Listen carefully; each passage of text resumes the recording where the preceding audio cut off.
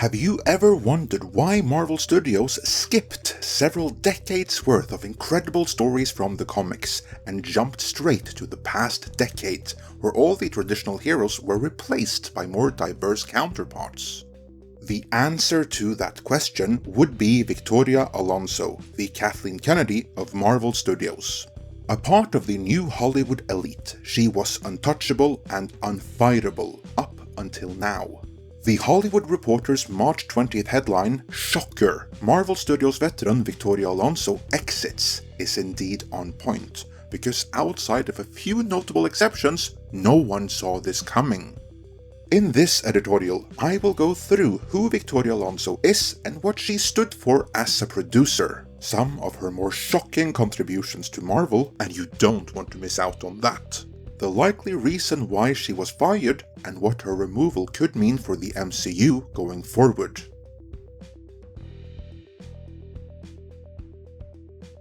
Victoria Alonso has been with Marvel since 2006, originally as a co-producer and chief of visual effects, gradually moving up in the ranks. After checks and balances guy Ike Perlmutter was removed, she had even more of an impact, and starting from Phase 4, when Kevin Feige was spread too thin between the movies and Disney Plus series, she would also increasingly oversee the day-to-day operations of several of the movies. By all accounts, she is ultra woke and all about diversity and inclusion, to the point that half of Deadline Hollywood's coverage is about this. They write, "A consistently outspoken champion of diversity in entertainment, Alonso said during a 2021 Women in Animation panel at the Annecy Animation Film Festival that inclusion, diversity and gender parity all go hand in hand with showing the world as it is." Another instance of Alonso's outspokenness on issues of diversity and inclusion came last year, when the openly gay executive called on then Disney CEO Bob Chapek to take a stand against anti-LGBTQ+ legislation such as Florida's so-called Don't Say Gay bill, revealing in an appearance at the GLAAD Media Awards that she'd already had a 45-minute sit-down with the executive to ask for courage on his part. In the 45 minutes sitting down, I asked him to look around and truly, if what we sell is entertainment for family, that we don't choose what family. Please respect if we're selling family, take a stand against all these crazy, outdated laws. Take a stand for the family. Stop saying that you tolerate us. Nobody tolerates me, let me tell you that. You tolerate the heat in Florida, the humidity in Arizona or Florida, the dryness in Arizona and Texas, and you tolerate a tantrum in a 2-year-old. But you don't tolerate us. We deserve the rights to live, to love, and to have. More importantly, we deserve an origin story. I encourage all of you to stop being silent. Silence is death, as Joey's wearing a t-shirt tonight. Silence is poison. But if you don't stand up, if we don't fight, if you don't give your money, and if you don't vote, then all we can do is have a party and be gay. That courage is incidentally what caused Ron DeSantis to take away Disney's self-governance over the Reedy Creek district, which will cost Disney billions upon billions for the span of all future. So it's her fault. Alonso added then that members of the LGBTQ+ community deserve the right to live, love, and have. More importantly, we deserve an origin story, and as long as I am at Marvel Studios, I will fight for representation for all of us. So how did she fight for that representation? Well, let's see.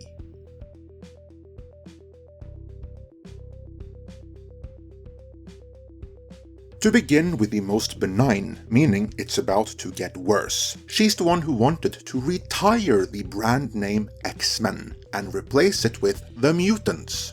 Why? Well, because there are women in the X-Men. There could be non-binaries, so it's just not a very inclusive title, and so she felt it needed to be updated for modern times and for modern audiences. On that note, WDW Pro revealed even more details on his channel, more specifically, that Alonso believes that the only appeal of the Marvel superheroes are their mantle, by which is meant no one responds to Iron Man because of Tony Stark. They respond to him because of the Iron Man mantle, or more specifically in that case, the Iron Man armor. From there it follows that if you remove the problematic white male from that armor and replace him with someone more diverse and inclusive, like Riri Williams, and then put the armor back on, everyone will respond to Riri Williams the same way they did Tony Stark, because now she is wearing the Iron Man mantle, and Alonso believes that the mantle is what audiences responded to. That's reportedly why not just Iron Man, but also Captain America, Hulk, Hawkeye, Black Panther, Thor, and others were all, in a sense, replaced by more diverse counterparts. Their mantle passed on to a more diverse character, because with Feige's permission and Iger's approval, Alonso wanted to make the MCU more inclusive. This, of course, was not thought to have any negative effects on the box office, because the Alonso philosophy was that audiences responded to the superhero mantle and not the character.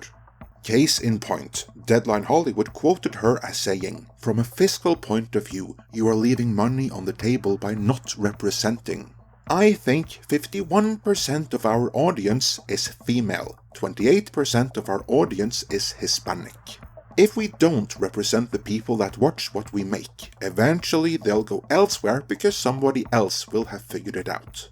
Except that's not what happened.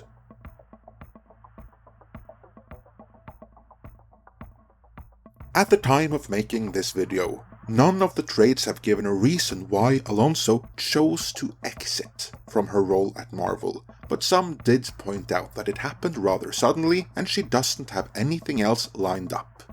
That is code for that she was shit-canned. But why would she be shit-canned? She's so virtuous and so inclusive.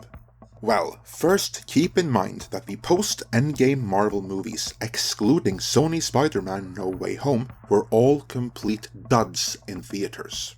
Furthermore, the Marvel Disney Plus series collectively are a flop, since the service has stagnated completely despite a ton of them being on it. And on top of that, merch sales are dead. In short, Phase 4 ended up earning Disney multiple billion less than they had projected for and counted on. Marvel's recent multi-billion-dollar underperformance is a big part of why Bob Iger now has to cut the pot available for Disney Plus programming by several billion, and he has made several statements to the effect that change is coming to Marvel. And then there is Ant-Man and the Wasp: Quantumania, a movie that will end up losing Disney in the vicinity of $100 million. I am going to go out on a limb and speculate that after that, Bob Iger went to Kevin Feige and screamed, "What the hell?" To which Feige pointed at Alonso and replied, "It was her." In short, Marvel went woke, and that sent Disney on the path to going broke. To stop the Marvel bleed, the lead instigator behind the wokeness was just fired.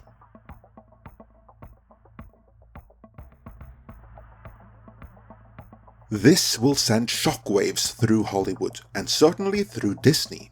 If Victoria Alonso can be taken out like that, then no one is safe, and hardly anyone saw that coming. But one who did was our good friend Kamran Pasha. On his Patreon, he has reported from inside sources how Iger continued what Chapek started, reorganizing the HR department in ways that may seem counterintuitive at first glance, but which are meant to facilitate thousands of staff firings to come, including of executives thought unfightable, like Alonso. So, what does this mean for Disney and Marvel going forward?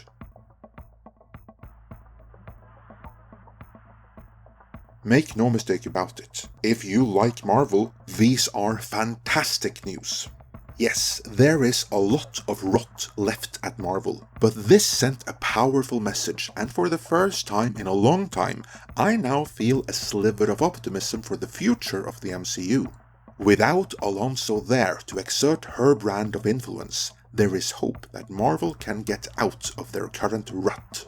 Fixing Marvel will be Iger's lead priority, but fixing Pixar and Lucasfilm will be next, so the people working there should also start updating their resumes. Let me know your thoughts on this in the comments.